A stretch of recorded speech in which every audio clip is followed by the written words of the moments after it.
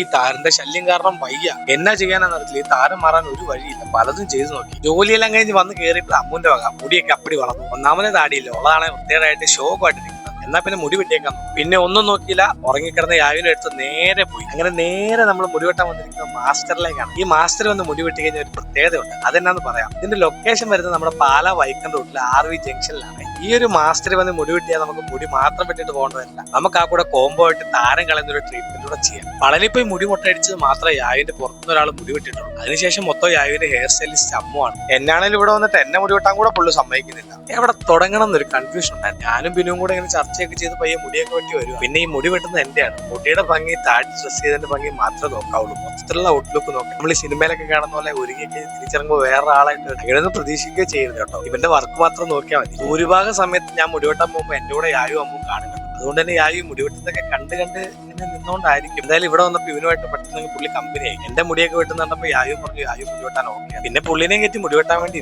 യായും മുടിവെട്ടുന്ന ഈ ഒരു സമയത്ത് തന്നെ ഞാൻ അപ്പുറത്ത് താരം കളയുന്ന വർക്കിലേക്ക് കിടന്നു. ഈ താരം കളയുന്നതിന്റെ ഒരു ഫസ്റ്റ് സ്റ്റേജ് എന്ന് പറഞ്ഞത് ഈ കാണുന്നതാണ്. ഒരു കോമ്പ് വെച്ചിട്ട് നമ്മുടെ ഈ താരം മൊത്തം ഇളക്കിളക്കി ഇടും. ഇതിനു മുന്നേ മുടിവെട്ടാൻ യാവിനെ കൊണ്ട് ഇരുത്തിയപ്പോഴല്ല യായു കരഞ്ഞ് ബഹളം വെച്ച് അവിടെ മൊത്തം ആകപ്പാടെ സീനാക്കിയിട്ടുള്ളത്. പക്ഷെ ഇത്തവണ പുള്ളി സെറ്റ് ആയിരുന്നു കേട്ടോ. ഈ ഒരു ക്ലോത്തിൽ കിടക്കുന്ന ഈ വെള്ള പൊടികളില്ലേ, ഇത് മൊത്തം താരനാട്ടോ. അത് ആ കോമ്പൗണ്ട് അങ്ങനെ ചെയ്തപ്പോഴത്തേക്കും ഫുൾ അങ്ങ് ഇളകി വന്നേക്കുന്നതാണ്. ഇതിന്റെ ഒരു സെക്കൻഡ് സ്റ്റേജ് എന്ന് പറഞ്ഞാൽ ഇതുപോലെ എന്തോ ഒരു സാധനം തലത്തേക്ക് പേരൊന്നും എനിക്കറിയത്തില്ല. ഇതിങ്ങനെ ഫുള്ള് തേച്ച് പിടിപ്പിച്ചിട്ട് ലാസ്റ്റ് ഇത് വെച്ചിട്ട് ഒരു 10-15 മിനിറ്റ് മസാജ് ചെയ്യും. നമ്മുടെ യായിബയുടെ ഹെയർ കട്ടിങ് അപ്പുറത്തെ സൈഡിൽ തകൃതിയായിട്ട് നടക്കുന്നുണ്ട്. അങ്ങനെ നമ്മുടെ താരം കളയുന്ന ഈ ട്രീറ്റ്മെന്റ് ഏറ്റവും ലാസ്റ്റ് സ്റ്റേജ് ആണ് ഈ കാണുന്നത്. ഈ സ്റ്റീമിംഗ് ഒരു 30 മിനിറ്റ്സോളം വരും കേട്ടോ. അത് കൂടാതെ തന്നെ ഈ ഒരു ഷോപ്പിൽ വന്ന കുട്ടികൾക്ക് കുറച്ച് സ്പെഷ്യൽ ആയിട്ടുള്ള ഓഫറുകൾ ഉണ്ട്. ഗുഡ് ഗേൾസും ബോയ്സ് ഒക്കെ ആയിട്ടിരുന്ന മുടി വെട്ടുന്ന പിള്ളേരെ നേരെ തൊട്ട് താഴെയുള്ള കൊയിലോണറ്റ്സ് കൊണ്ടുപോയിട്ട് ഫ്രൂട്ട്സും അതുപോലെ തന്നെ അവർ ആവശ്യപ്പെടുന്ന സാധനങ്ങളെല്ലാം ബഡ്ജറ്റബിൾ ആയിട്ട് മേടിച്ചു കൊടുത്തിട്ട് തിരിച്ച് നമ്മുടെ കൊണ്ട് സേഫ് ആയിട്ട് ഏൽപ്പിക്കുക. അപ്പൊ ഈ ഒരു സേവനം ആവശ്യമുള്ളവർ വന്നു കഴിഞ്ഞിട്ട് മുടി വെട്ടിയതിനു ശേഷം ചോദിച്ചു തന്നെ മേടിക്കേണ്ടതാണ് കേട്ടോ. അങ്ങനെ നമ്മുടെ താരൻ ട്രീറ്റ്മെന്റിന്റെ ക്ലൈമാക്സ് ആയി. മുടിയൊക്കെ വാഷ് ചെയ്തു. തിരിച്ചു വന്നിരുന്നപ്പോ അമ്മുവിന്റെ വക ഒരു ചെക്കിംഗ് ഉണ്ടായിരുന്നു കേട്ടോ.